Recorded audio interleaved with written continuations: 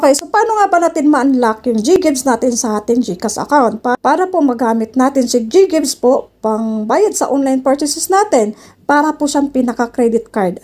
So paano nga ba tayo mag-apply at paano nga ba natin ma-activate si GGives? Ay ituturo ko po sa inyo step by step sa video nito. Kaya panoorin niyo po hanggang dulo ang video nito, huwag po kayo mag-skip. So una, punta po tayo sa pinaka-dashboard ng ating GCash at i-click lang po natin yung GLoan. Ayan, pag-click po natin sa GLoan, ito po yung kasunod na makikita ninyo. I-click lang natin tong GLoan. Ayan. So makikita nyo na kung ito pong una nyo makikita, ibig sabihin po ay hindi pa po tayo qualified or eligible sa GGives. So, continue using GCash account po. Lagi po tayo nagka-cash in, lagi po tayo nagka-cash out. Gamit po natin lagi sa QR. Pwede na, lagi natin gamitin sa GCash, pangbayad sa mga online purchases, mga pambayad natin sa kuryente, tubig, ganun. Para po mas madali natin siyang ma-unlock si GGives. Katulad lang po sa GLoan at GCredit.